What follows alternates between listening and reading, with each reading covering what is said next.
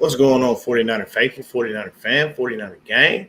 This is your boy Niner Gang Podcast back in the building. So definitely hit that like button, hit that subscribe button, turn on the post notifications so I can keep you up to date on any and everything San Francisco 49ers. With that being said, let's get right on into it, man. We had a game last night, first preseason game of the new year, the new season, 2022-2023 season. What's going on, Joey? What's up, CG? Charles Hayes, Matt. Ain't seen you in a minute. How you doing? We had a game last night. 49ers Chanel. What's going on, brother? Hopefully everything is going well with you. Um, so we did, man. We had a good little game last night. You know, the faithful showed up and showed out. They looked really good out there, man. We were deep. Everybody stayed, pretty much through the whole game rather than leaving at halftime or, cutting out early and whatnot.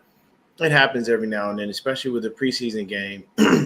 It's understandable when people typically will cut out a little bit early because it's preseason and some people just they went, they saw it, and plus the tickets are usually fairly reasonable, so you don't feel like you wasted a ton of money.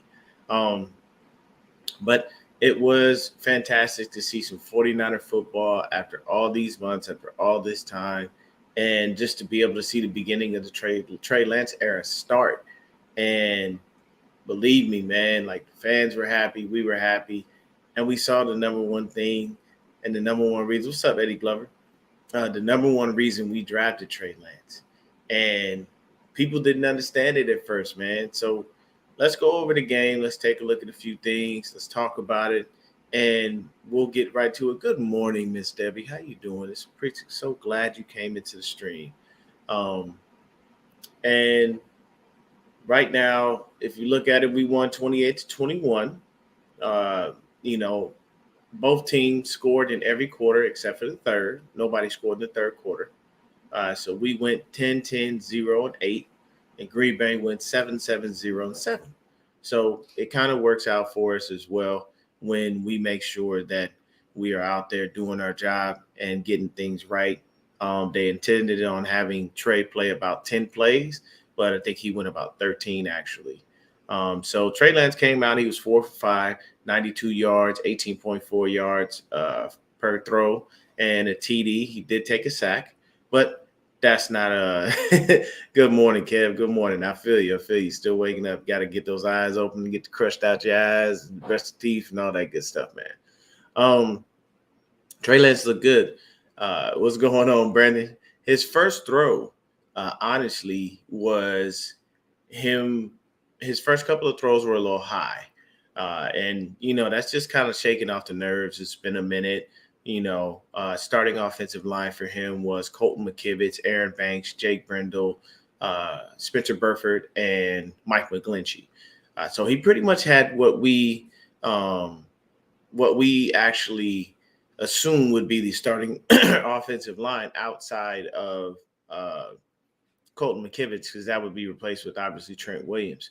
So, I mean, during the preseason, you're probably not going to see a lot of the starters just due to the fact that they don't really need the reps. They already know how to do things during game day. Yes, Eddie Glover, he did slide. In his press conference, Trey Lance did state that he was basically, it's the first time he ever slid in his life. Like any other time, he's, putting that shoulder down and laying in the cats. And he said he could almost hear the whole sideline yelling, "Get down, get down, get down." And he said he understood that because, he understands how valuable his, him being available is to the team. So I can definitely appreciate that. But I will say this, man, it was definitely, I will say this, man, he looked good and he did the one thing that we definitely wanted to see. He hit Danny Gray on a ball, and that ball was thrown beautifully. It couldn't have been put better, if you ask me. I saw that play, man, and as soon as I saw it, I knew Danny Gray. What's going on, Callie? I knew Danny Gray was gone, man. Like he had already beat the DB, and it was automatic. When we talk about the offensive line, Mike McGlinchey, he did all right, and it's good because they're ramping him up and getting him ready. I think McGlinchey's going to be ready for the season opener, so we don't have to worry about anything at right tackle as far as that's concerned. Burford looked good. He had a couple of moments where he has to clean some things up. But all in all, I think Spencer Burford did very well. Jake Brendel looked fantastic. No worries there for me. Good morning, Denise. And I think everything is going to be okay with that. So the cool thing is we had all three quarterbacks play. Nate Sudfeld played majority of the game. Brock Purdy came in, right toward the end of the fourth quarter. Purdy was 3 for 6 for 36 yards and a touchdown, and he had Tanner Hudson to be able to go ahead and take the lead in the game. And he converted a nice 2-point conversion to Keyshawn Johnson. I mean, that was a nice little back shoulder fade. And Keyshawn just went up and pulled that joint out the air, took it down, and it worked. Purdy did have a couple of throws where you kind of understood what Grant Cohn was saying when he had a little bit of a noodle arm because it was all bad. I was like, oh, sweet baby Jesus, what is going on? Nate Sudfeld, I'm sorry. I cannot give you the vote of confidence that you are a runner. He had the most unathletic play I ever saw in my life where he was basically trying to turn and get away from pressure and just tripped over his own feet or something. He just knocked himself down, which was easy for the guys to come in and get a sack. So Green Bay had 3 sacks. We had 1. I'll say, all in all, Nate Sudfeld, 8 out of 11, 103 yards, 9.4 yards per throw, 2 sacks and one touchdown. So that's actually a good day. The cool thing about, like I said, the game was that all 3 quarterbacks did get a chance to get in. Out of all of them, of course, we love Trey Lance. He looked the best. 4 out of 5, only 1 sack taken and an 18.4 yard average per throw. That's beautiful. And I mean, most of that was that big chunk play from him to Danny Gray. But hey, either way, we appreciate it. 2 bombs thrown in the game. It was one from Lance to Danny Gray, the other from Nate Sudfeld to Ray McCloud, who just destroyed somebody's ankles. I do not know who that DB was for the Packers, but God rest his soul, because the minute Ray Pitt hit that cut, he was wide open because that DB just tripped over his own feet or fell down, or I don't know, but basically his ankles were broken, and Ray took advantage of that and scored. Ray McCloud, I will say, he looked great pretty much most of the game. He did have that 1 fumble, and that is something that we knew about him coming into the game. Basically, that when we picked him up, he did have a little bit of a fumbling issue, but he did state in his press conference it's not something that's going to get him down. He just has to be better at it, and the coaches are coaching him to basically get the ball and get up the field. Jermichael Hasty, 5 carries, 36 yards, average about 7.2 yards per carry. Tyrion Davis-Price, 10 carries for 36 yards, average about 3 yards a carry. Jordan Mason came in toward the end of the game along with Brock Purdy in the third-team offense. Basically, he had 6 carries for 30 yards. So he averaged 5 yards a carry, and he looked really good. Albeit against lesser competition, because these guys are These guys are definitely not, guys that are making the squad. They're fighting to make the squad. Either way, it's good to see him get out there with the pads on and make some things happen.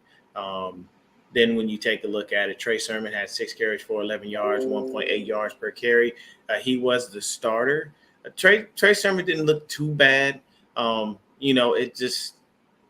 It didn't pan out, as well as we would have liked it for him. So I'm not going to knock on Trey Sermon for that. He did as good of a job as anybody could when it came down to it. And when you look at the receivers, of course, Danny Gray, 2 catches for 99 yards, and the TD, his big catch was that 76-yard touchdown from Trey Lance. Ray McCloud, 4 for 63. His big catch was a 39-yarder. That nice little bomb from Nate Sudfeld. Tanner Hudson, 2 catches for 27 yards, a TD for Brock Purdy. Hasty had a catch for 11 yards. Austin Mack, Malik Turner, Trey Sermon, Josh Hokett, Ross Dwelly, Keyshawn Johnson with the 2-point conversion, Tyrion Davis. And all these guys had chances to be able to catch the ball. So it's understandable when you take a look at some of the numbers and the stats. We only had 231 yards passing. We had 116 yards rushing. So by all means, we weren't world beaters in that. But at the end of the day, we still did what we needed to do to be able to, win the game. And that's all that really matters. At the end of the day, it doesn't matter how you win. It's the fact that you actually did get the dub. The next thing, with that right there would be the fact that we had some great play from our defensive backfield. And this is the part that made me happy. I love defensive backs. They are everything to me. That's my favorite position in football. My favorite football player of all time is Deion Sanders. It doesn't get any better than him. I love that guy. And to be honest with you, it is a situation where Sam Womack showed up and showed out, baby. Sam Womack showed up and showed out. So the first interception that was thrown was a tip drill. Basically, Jordan Love hits Pete Gorman. What's going on? The two rookies I'm impressed with are Danny Gray and Brock Purdy. All right. Nice to see you, Pete. If this is your first time, definitely hit the like and subscribe button. Basically, it's a situation where the ball got popped up in the air. Marcelino McCrary ball picked it off, and he ran back and had a nice return, man. That's the thing about it, y'all. Like, when you look at these returns that we had, that was beautiful. So McCrary ball had a return of 57 yards. That is fantastic. Like, because you know what that does? We don't just get the ball back. We get the ball back and be in great field position. Samuel Womack, I can't say enough of this guy, man. And I'm telling you, every time I see Samuel Womack, all I'm going to tell you, for you receivers and you quarterbacks out there, if you think you're lonely now, wait until Womack intercepts you. And that's what he did, man. His interceptions were the type of interceptions that you want to see. See, sometimes with interceptions, you have to be, I'll get to that, Eddie Glover. Yes, I will. See, with interceptions, the type of interceptions that you want to see if you're a DB connoisseur such as myself, you want to see it where they have to make the play.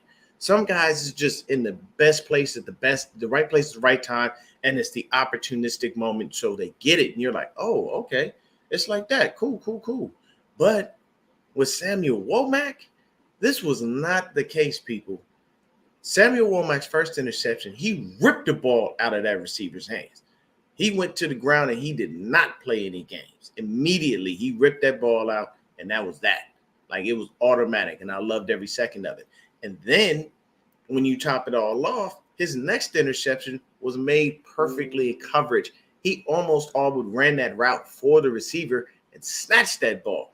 And both of his interceptions, he had 50 yards for the return. Not each, but in total. But that's beautiful right there. So we had 3 picks in this game. That automatically tells me that we got some ball hogs, and we got some guys that are looking to get to the ball. Now, we did not convert on every turnover, which is another thing that we have to continually work on. We got to score on those. We need either 3 or we need 6, and preferably we would like 6. But either way, the turnovers did happen. So, we had a couple of guys on kick returns. We put Jermichael Hasty back there. We put Marcus Johnson. We had Jordan Mason. We used Ray McLeod as intended. Keyshawn Johnson had a punt return. So we're basically filling guys out for that position. You know what I'm saying? That's probably going to be something that's open until the season starts. We do anticipate that Ray McLeod will be the guy as far as the returns, but we'll see what happens. Roy Boy, what's going on, man? What's going on? Yes, and we gave Green Bay L, and I figured Green Bay was going to come out and ready to try to punch us in the mouth because of all the times we can kick their ass in every which way you can think of. And yes, they got us in the regular season last season, but they didn't get us in the playoff, and they highlighted that. Aaron Rodgers is 0-4 versus the 49ers in the playoffs. He just never wants to see us because he knows he's going to lose. We went into Green Bay last year in the frozen tundra, and it was literally the frozen tundra, and we still got there. So, it definitely looked good for the offense. And, Mitch Wisnowski had 4 punts. He averaged 41 yards per punt. I can't ask for much more than that. And he had 2 punts inside the dub. I'm okay. I can't say that there's anything wrong with that. Robbie Gould is now the kickoff person because they want Mitch Wish to focus on just punting. So that's okay. It's not a big deal. Gold did decide to come down and try to tackle Amari Rodgers. The kickers usually don't try to do that, and he tried to throw a shoulder into him, which didn't necessarily pan out well. So when you look at it from a defensive standpoint, from an offensive standpoint, we had a pretty good game, man.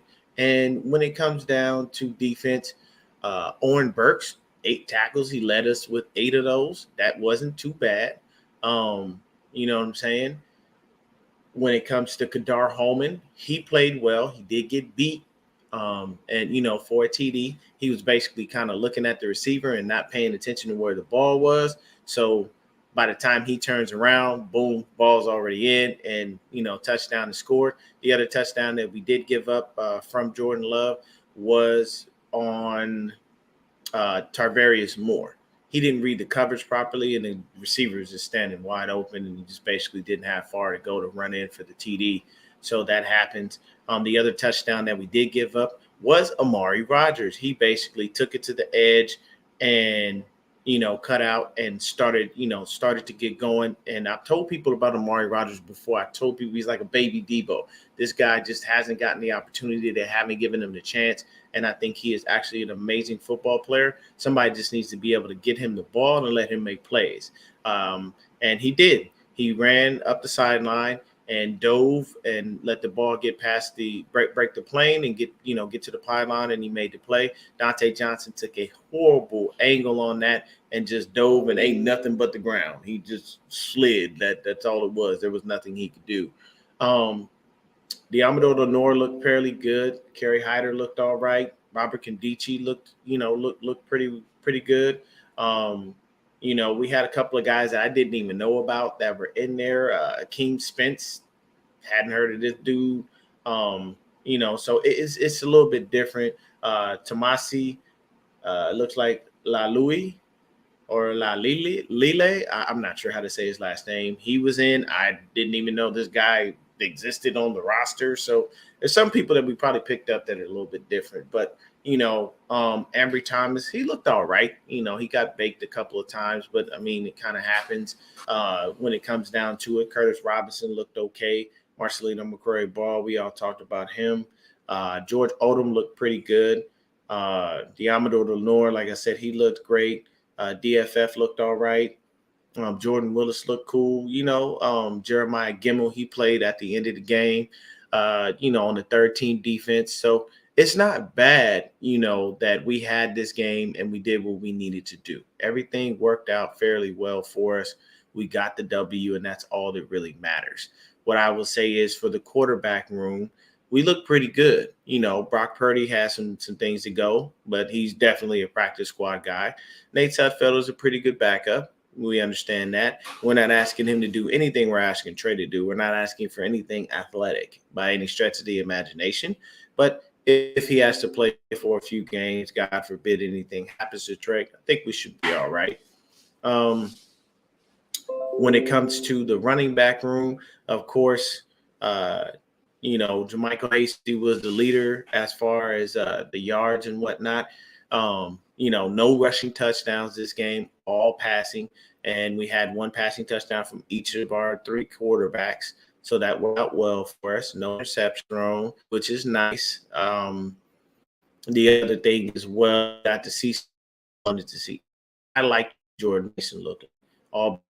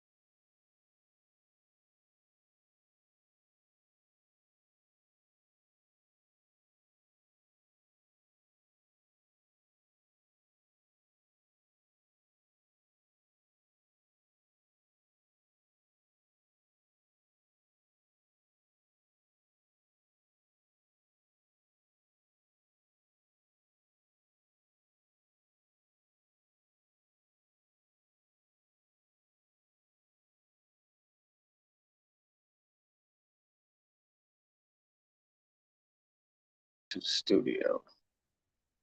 There we go. Sorry about that, guys.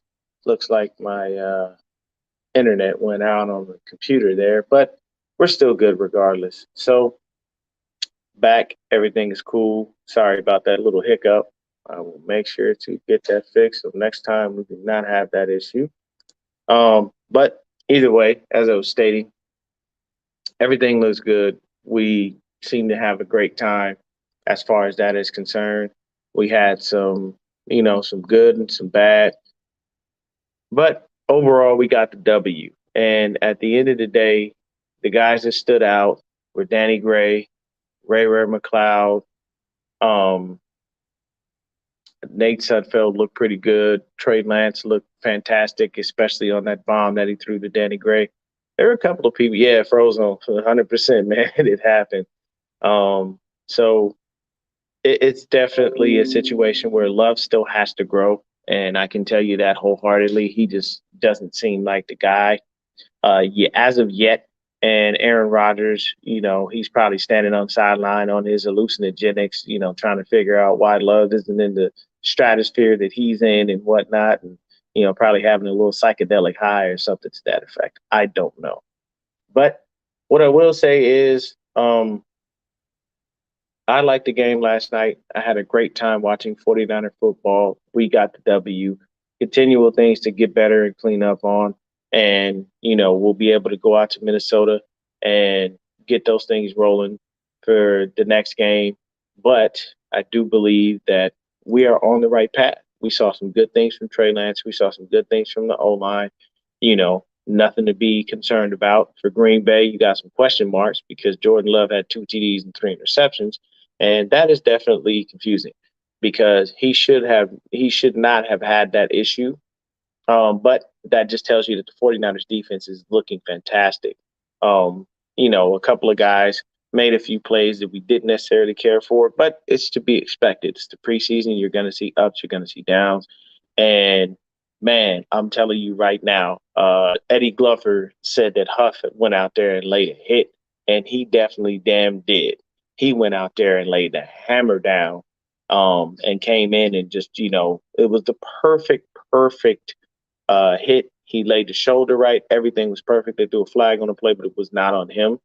There were a couple of flags that were a little questionable in that game. That's why I was kind of confused. Like, wait, what? Some of these flags, they were like phantom calls, phantom face mask, stuff like that.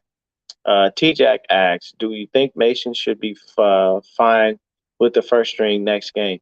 I do believe Mason is good. I don't think he has an issue. I think right now, honestly, they're trying to take a look and see who they can, start, who they're going to keep, because we have about 6 backs, if I'm not mistaken, 5 or 6 backs, and we're trying to make sure we weed out the guys that we don't necessarily need. I don't see TDP getting cut. I don't see Trey Sermon getting cut. I definitely don't see Elijah Mitchell getting cut.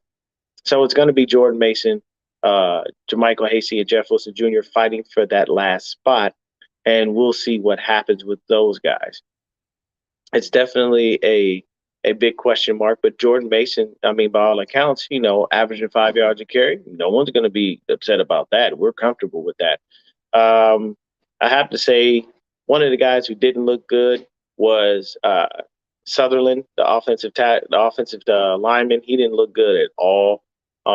We have a little bit of a breakdown here and there when it comes to these guys, where it shows us that this is why they're third stringers. But for the most part, man, I'm not even going to complain. The game was great. We won. We made the plays we needed to make. All 3 quarterbacks went ahead and gave us, some good quarterback play. Outside of a few different things that happened, it is fairly. I would have to say it's fairly great when you see guys give all they got and make sure you pick up the W at the same time. So there's growth for everyone in every which way, shape, and form, and there's nothing wrong with that. Um, I will say that I would like to see a little bit more from some of our second and third string guys, but be honest with you, stars for the game for me, and this is my thing. Danny Gray, awesome. Ray McLeod, outside of that fumble, awesome. Samuel Womack the third. Good Lord, I told you, man, for you quarterbacks, if you think you're lonely now, wait until Womack intercepts you. It is awesome, man, to see that kid get out there and shine. he most likely is going to fight for that nickel spot. And I think he winds up putting himself in the competition to make the squad. It's still basically a lot of DBs to be able to run through. Kadar Hallman was playing so well in the with the Kadar Hallman was playing so well with in practice that they had to start him, which was a good thing. It started with him and not him and Diamond, Illinois. It was him and Embry Thomas were uh, our starting defensive backs, and then the safeties were we had Huff out there for a bit, and then we had George Odom out there, and then once Huff came out, we put Tarvarius Moore. But it was a good thing, man. I'm not going to complain. Yes, Poe did look good. I know a lot of people were saying negative things about Poe, but he actually did look fantastic when it comes down to it. And I'm not going to complain. He did look really good last night. But it's just a beautiful thing when you see 49er football, you see us playing the way that we need to play and doing the things that we need to do. I say the only other thing that we really need to focus on is making sure that offense, looks great and that the offensive line gels the way it should. With I'd say 90% of the line playing, as far as everybody except for Trent Williams, I think we're going to be okay. And they may have given Daniel Brunskill back his right guard spot, but I think they like what they see in Spencer Burford. He had a couple of plays, as I stated before, where he didn't look fantastic, but still looked good. So Marcelino McCrary Ball looked good. Uh, Shout out to Sam Womack. Shout out to Danny Gray. Shout out to Ray McLeod. Trey Lance looked fantastic. All of these guys look great, man. I don't have any complaints. It's always going to be some things you can work on, always things you can do better. We have to make sure we convert, those turnovers into points and not wind up with nothing. But it all in all, it was a great game. I don't see a real issue with anything that happened. Everybody seemed to be great. The ovation for Trey Lance when he came out was awesome. The reaction to the touchdowns were great. Ray McLeod literally was running so fast he had to jump into the seats there because he couldn't stop his momentum necessarily. So these things worked out well, man, and I don't have any issues when it comes down to it as far as that stuff is concerned. Um, Let me see here. Let me close that. Super Dave says, I'm waiting for Poe to make the team. I promised him I'd get his jersey once he does. There you go. Crazy Juice, what's going on? Yeah, school looked bad last night, man. There's good, bad, and ugly from last night. I don't want to harp on the negativity of it, but Justin School did not look very good last night. Could it be knocking off the rust? Maybe. But I have to say the person who looked the worst and the rustiest was Deshaun Watson. Good Lord, he looked bad. Like he couldn't complete a pass. He just looked like he was all out of whack. But I mean, the man ain't played football in almost a year and a half. So yeah, you would think, he's got to be able to get it together. Justin School, yes, and Sutherland, yeah, they both just don't look good.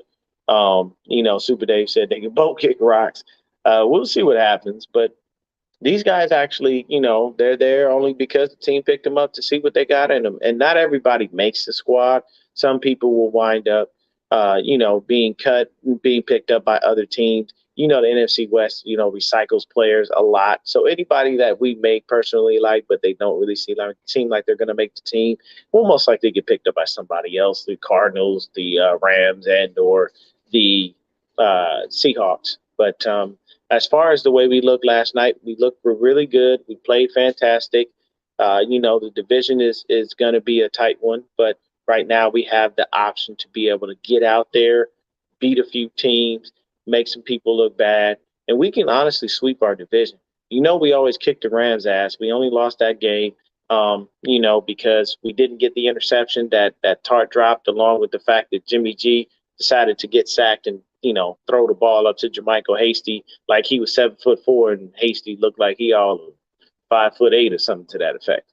But either way, no point in harping on the past. We still look good. Eddie Gulliver says, all around good start for the Niners. I think Kyle should be smiling ear to ear for his team.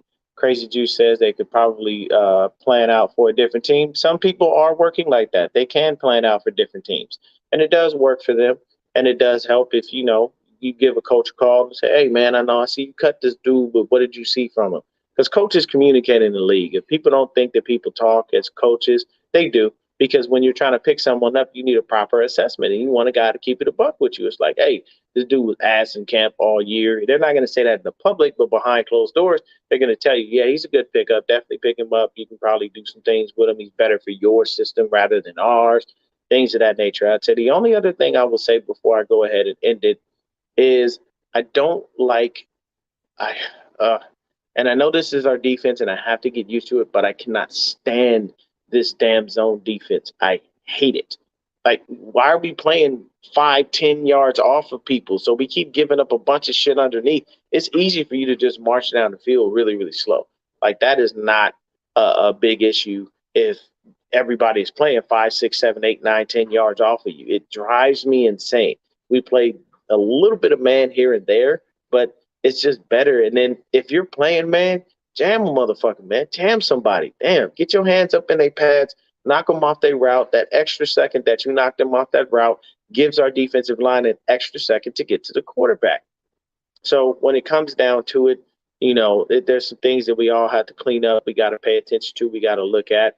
D'Amico's unit looked pretty good last night. We gave up 21 points, but it kind of is what it is. These things are going to happen. You're not going to make sure everybody doesn't score every single game. But all in all, fantastic game.